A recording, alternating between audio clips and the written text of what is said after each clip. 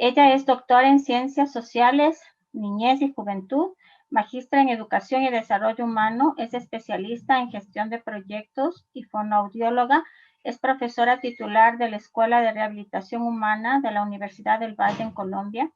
Es directora del Grupo de Investigación Sinergia Categoría A en Mini Ciencias, integrante del Grupo de Trabajo Estudios Críticos en Discapacidad del Consejo Latinoamericano de Ciencias Sociales, CLACSO.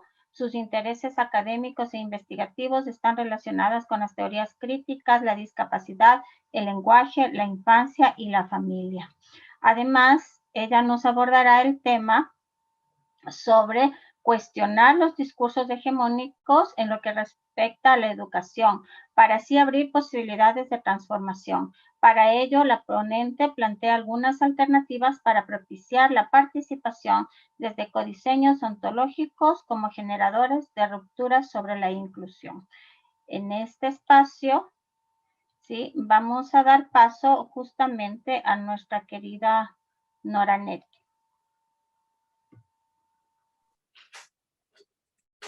Hola, muy buenos días. ¿Me escuchan bien? Sí, claro.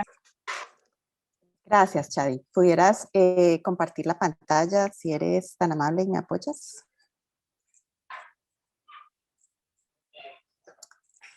Bueno, muchas gracias.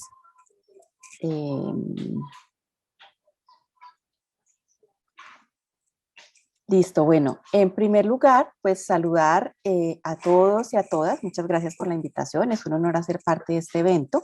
Espero poder aportar desde mi perspectiva a la multiplicidad de comprensiones sobre este tema tan interesante.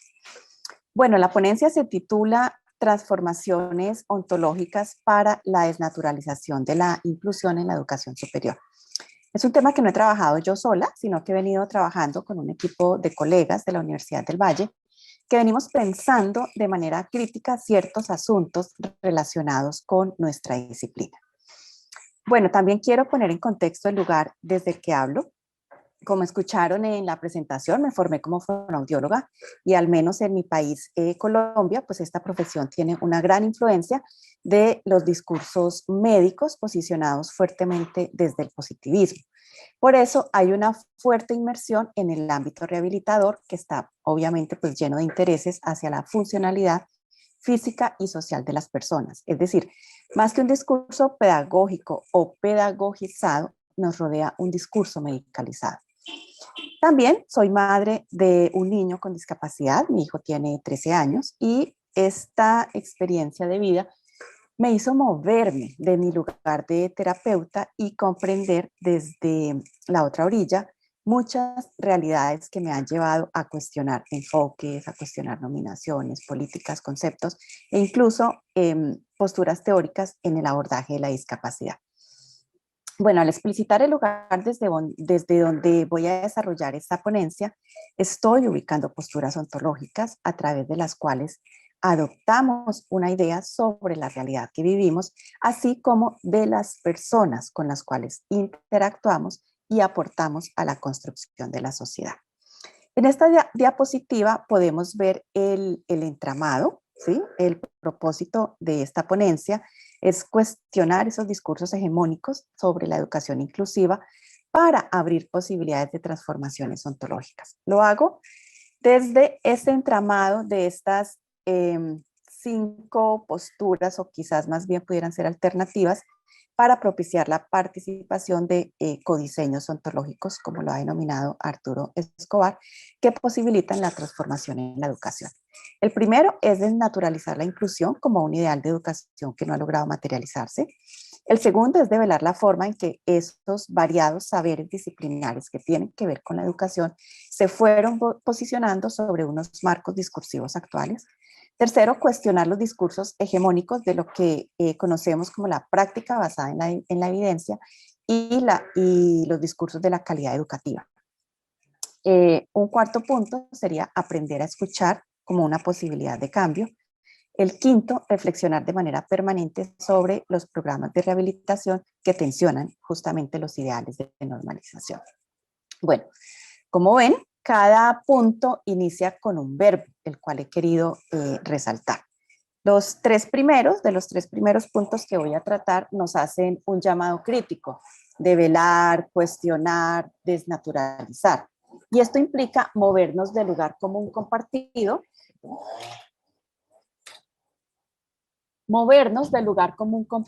para poder ver el trasfondo de algunos discursos y prácticas. Y los otros dos verbos que están allí puestos en el aprender y el reflexionar nos sitúan en procesos cognitivos que, pues, de hecho son necesarios para hacer parte de acciones transformadoras permanentes e en constante devenir. Como ven, pues son 5 puntos extensos. Trataré de desarrollarlos en el tiempo estipulado de la intervención. Bueno, siguiente, por favor, Chadi. Pero antes de ubicar los desarrollos de estos 5 puntos, quiero también, además de ubicar la postura ontológica, ubicar la postura teórica de la ponencia. Esta ponencia está orientada desde enfoques críticos, desde los cuales se identifican, cuestionan y desafían los discursos hegemónicos de la educación y, en consecuencia, pues el papel de las distintas profesiones, entre ellas las profesiones de rehabilitación, que han sido legitimadas para hacer real los ideales que representan estas profesiones. Solo ampliaré de manera general, no voy a profundizar en estos conceptos porque no es el objeto de esta ponencia, ubicar un poco el marco desde los cuales los entendemos. Obviamente, pues se requieren de muchas más discusiones. En principio, la inclusión en el ejercicio de revisión etimológica, esta palabra se relaciona con el verbo latín claudere, el cual hace referencia a cerrar, encerrar, y por consiguiente pueden ser derivados latinos de este verbo, palabras como incluir, excluir, concluir, recluir, entre otras. Entonces, la inclusión es entendida como algo que está contenido y por consiguiente la persona está o será incluida en algo que ya está dado, como lo plantea Alfredo Veiganeto. Señalamos que la inclusión, según lo plantea la UNESCO, que es un proceso que ayuda a superar las barreras que limitan la presencia, la participación y los logros de los aprendices, es cuestionable también desde el punto de vista ontológico. Sobre las transformaciones, también queremos plantear la comprensión que hacemos de esta idea de transformación. El término proviene del latín, se compone del sufijo trans, que significa a través, más allá, de un lado a otro, y formare, que se relaciona con forma, figura, imagen, ¿sí? En ese sentido, transformar es entendido desde la acepción de ir más allá de qué, de las miradas tradicionales que se posicionan como único camino para comprender lo que pensamos que es necesario transformar. ¿Qué es eso? Por ejemplo, las acciones sobre la inclusión, las comprensiones de la infancia, etc. Y otro concepto es desde las ontologías. Retomando a Escobar, Arturo Escobar plantea para entender las ontologías no solo el concepto como tal de ontología, sino el de relacionalidad y el de pluriverso. No nos posicionamos desde una ontología moderna, que es un llamado a una ontología dualista que separa entidades, naturaleza, cultura, mente, cuerpo, occidente, no occidente, objetivo, subjetivo. Aquí estaría inclusión, exclusión, normal, anormal, entre muchos otros. Arturo Escobar, por el contrario, plantea que justamente en esa ontología dualista nos vemos como sujetos autosuficientes que confrontamos o vivimos en un mundo compuesto de objetos que son igualmente autosuficientes, que podemos manipular con libertad. Él plantea algunos ejemplos que me va a permitir retomar uno de ellos para esbozar mejor la postura ontológica relacional. Arturo, en el texto Sentir pensar la Tierra, él plantea, por ejemplo, que la inacción de una ontología dentro de la cual una montaña es vista como un ser inerte, como un objeto sin vida, lleva a su eventual destrucción y explotación, como suele suceder en la minería, ¿sí? En la explotación de oro y de carbón. Perdón un segundo.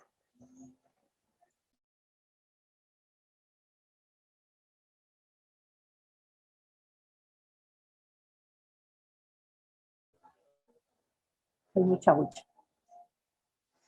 Bueno, vista desde esta forma, la montaña se ve como algo que yo puedo usar, ¿sí? Pero en cambio, si la montaña es vista como un ser sintiente, el tratamiento que se le da es completamente diferente, ¿sí? Si retomamos este ejemplo que plantea Arturo Escobar y pensamos en la inclusión como algo sobre lo cual hay que hacer una serie de adecuaciones técnicas y tecnológicas, vistas como entidades separadas, externas y extrañas a unos pocos, aquí estamos viendo la inclusión como desde una perspectiva de la ontología moderna dualista, y no como un verdadero sentir que transversaliza la razón de ser de la educación, es decir, esa multiplicidad de seres en continuas relaciones que propone una ontología relacional.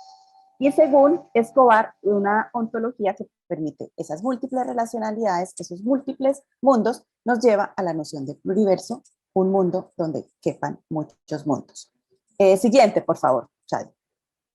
Desde estas claridades, entonces, inicio rápidamente con las 5 alternativas, las cuales están inextricablemente relacionadas. El orden no tiene ninguna lógica de priorización de una sobre otra. La primera, desnaturalizar la inclusión como un ideal de la educación que no ha logrado materializarse justamente porque su teorización y aplicación práctica se han centrado en el uso de tecnologías superficiales y no en cambios ontológicos. Entonces, desnaturalizar la inclusión obviamente no es tarea fácil, especialmente porque se ha definido como una aspiración cualitativa de todos los sistemas gubernamentales a nivel mundial que busca disminuir las brechas sociales en beneficio de sociedades equitativas, como lo plantea Ocampo. Cuando la inclusión se plantea como un derecho humano, a la vez vincula nociones de justicia y equidad, entonces solo es posible verla como un opuesto dicotómico a la exclusión. O sea, aquí estamos pensando entonces desde una ontología dualista y por supuesto como un derecho inalienable de las personas.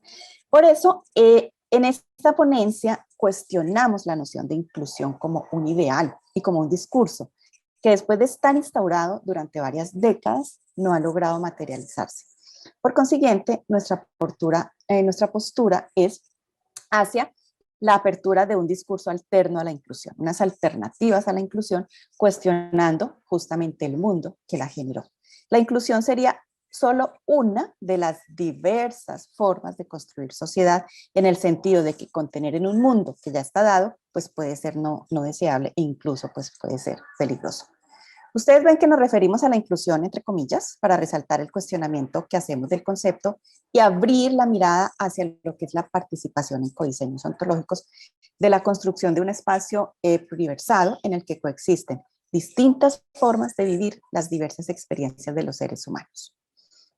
Entonces, desde esta propuesta, desde esta primera alternativa, los profesionales pueden participar en el codiseño de la universidad, diseñar la universidad como un espacio de encuentros en una historia siempre cambiante.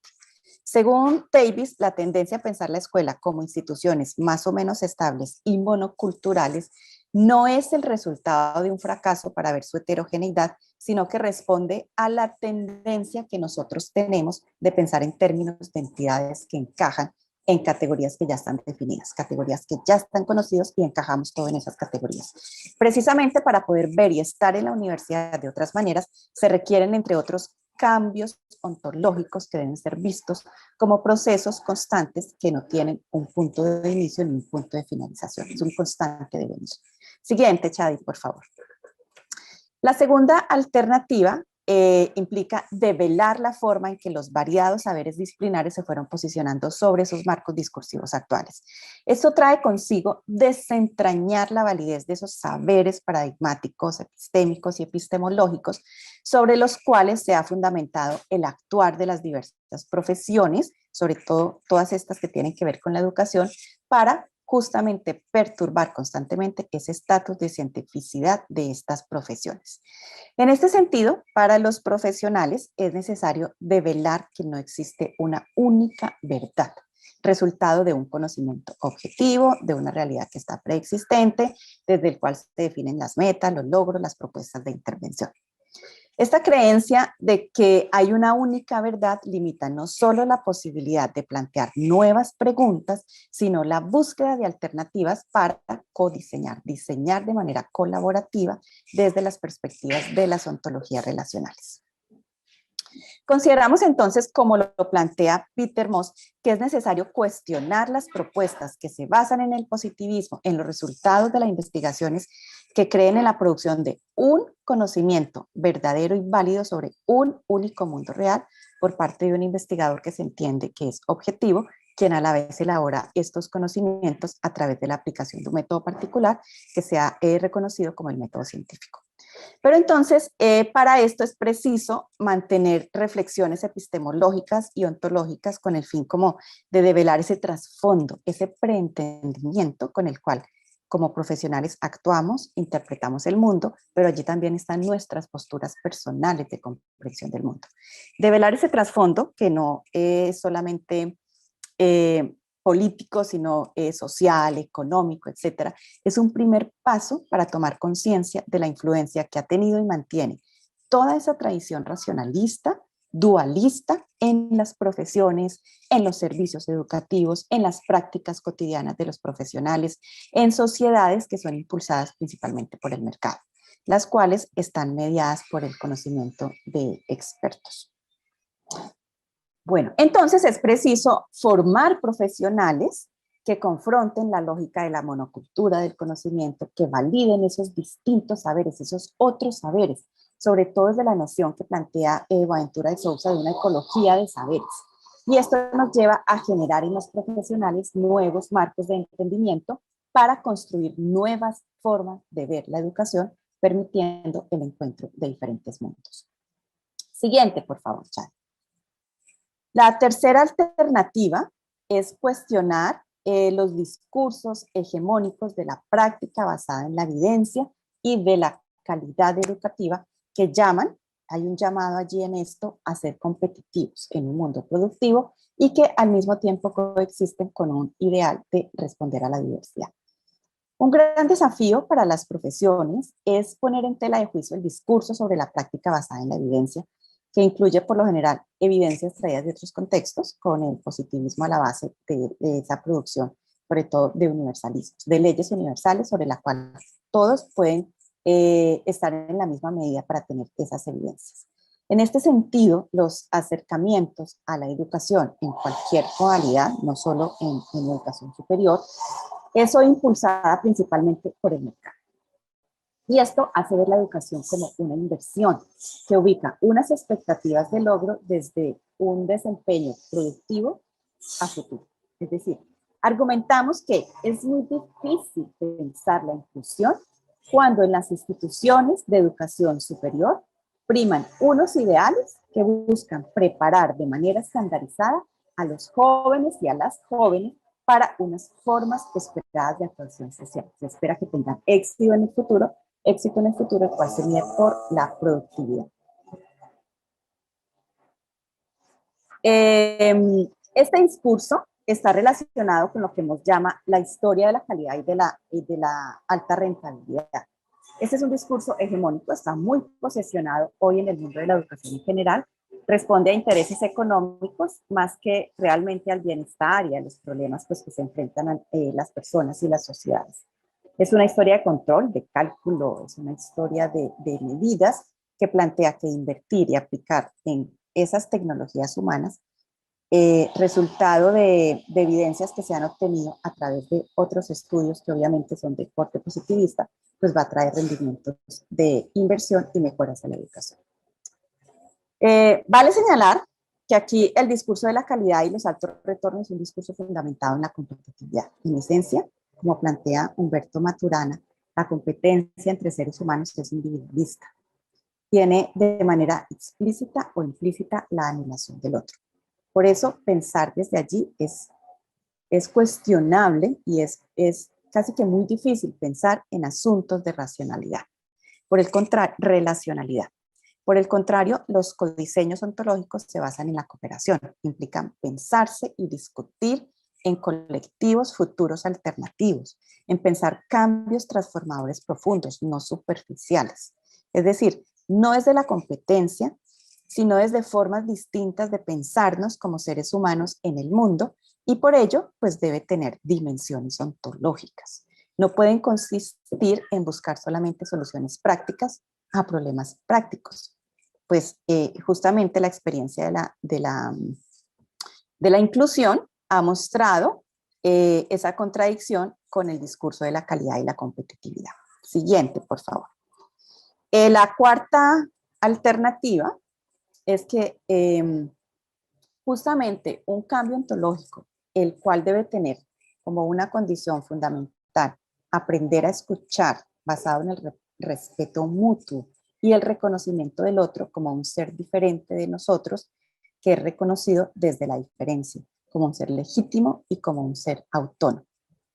Podríamos plantear que incluso esta cuarta alternativa, el aprender a escuchar, pues es condición para que se den todas las anteriores, puesto que justamente una transformación ontológica para los profesionales, yo diría para todos los actores del contexto educativo, debe tener como condición fundamental aprender a escuchar.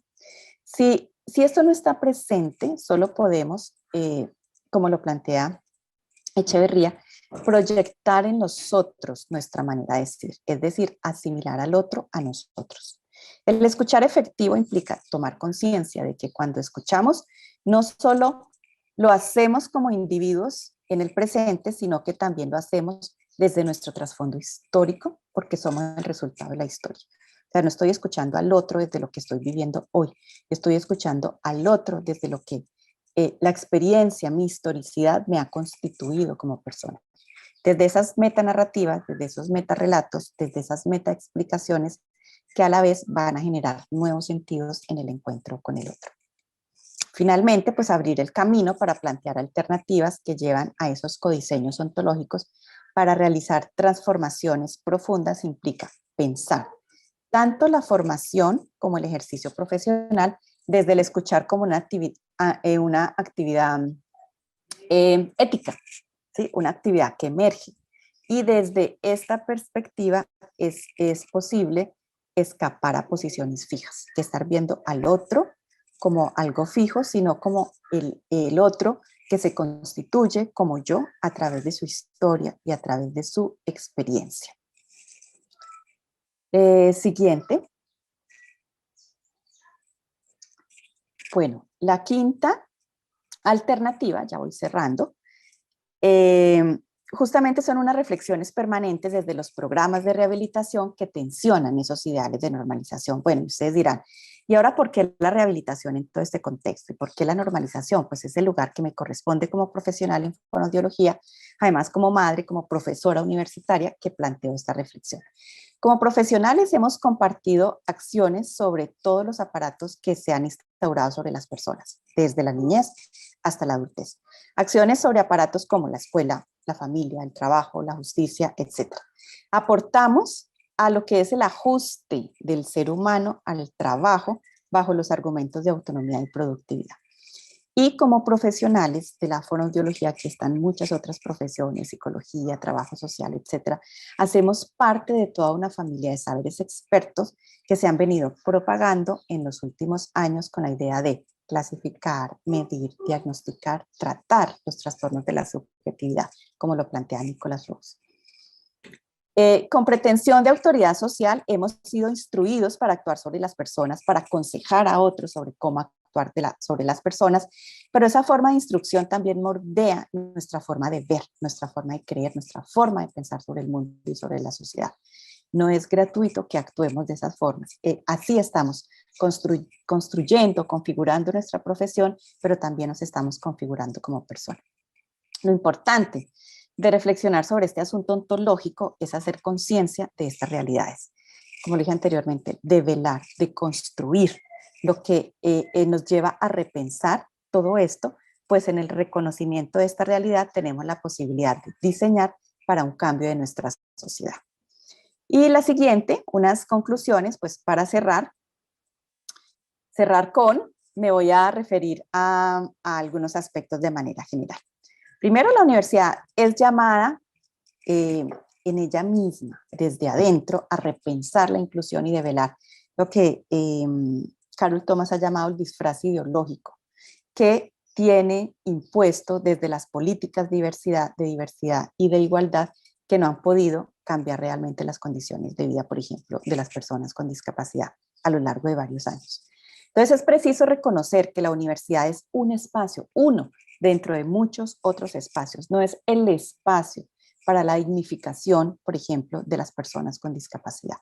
Las personas con discapacidad o cualquier persona, cualquier minoría que se sienta incluida en la universidad, pues no es más ni menos digna por ello.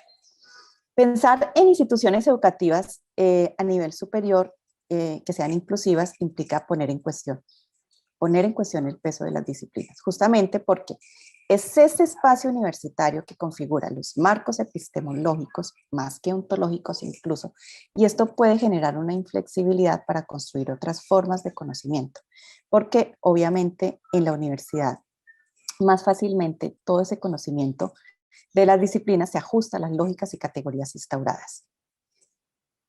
Se requiere de un trabajo sobre sí mismos, sobre cada uno de nosotros, para que seamos capaces de transformar nuestra propia existencia en transformación ontológica. Por eso, las alternativas frente a la acción responden más a codiseños participativos de índole ontológico, transformarme con el otro, para que los actores de la comunidad universitaria se sientan partícipes de la construcción social y no tanto del cumplimiento de una misión normalizadora con fines reproductivos. Porque estamos en interexistencia y así hay que pensarnos y construir el espacio de la institución educación superior. Muchas gracias.